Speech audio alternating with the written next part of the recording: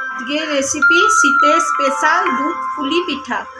বাটিতে আমি দুধ খানিকটা নিয়ে ঘন করে নিয়েছি, আর একটা থালাতে অল্প চাল গুঁড়ি নিয়েছি, তার মধ্যে 1 চিমটে লবণ দিয়ে দিলাম। এবার এই চাল গুঁড়িটাকে উষ্ণ গরম জল দিয়ে মেখে নেব। চাল গুঁড়িটা আমার মাখা হয়ে গেছে। হাতে একটু করে এরকম লেচি নিয়ে এরকম সরু সরু লম্বা লম্বা করে নেব। দেখো পিঠেগুলো আমি সব তৈরি করে নিয়েছি। এবারে গরম দুধের মধ্যে দিয়ে দেবো।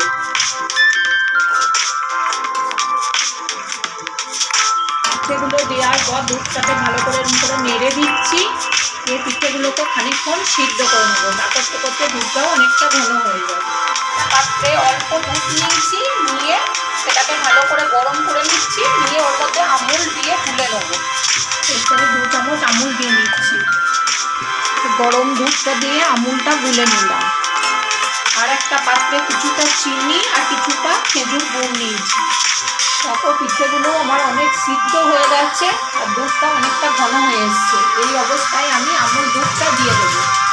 যে কোনো মিষ্টি জিনিসে বা পিঠেতে একটু আমুল দুধ দিলে খেতেও ভালো লাগে আর তাড়াতাড়ি দুধটা ঘনও হয়ে যায়। গ্যাসটা বন্ধ করে দিয়েছি, দিয়ে 1 চামচ ঘি দিচ্ছি। আর ওই খেজুর গুড় আর চিনিটা যেটা রেখেছিলাম ওর মধ্যে দিয়ে খেজুর গুড় আর চিনিটা দিয়ে দিচ্ছি। চিনিটা, গুড়টা আর ঘিটা দুধটার সঙ্গে ভালো করে মিশিয়ে নেব। আমি এর থেকে আর বেশি ঘন করি না, কেননা এটা ঠান্ডা হয়ে গেলে আরও ঘন হয়ে যাবে।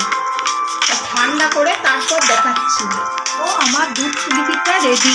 তোমাদের এই রেসিপিটা যদি ভালো লেগে থাকে তাহলে অবশ্যই লাইক, কমেন্ট আর শেয়ার করতে ভুলবে না। চ্যানেলটিকে অবশ্যই সাবস্ক্রাইব করে দেবে।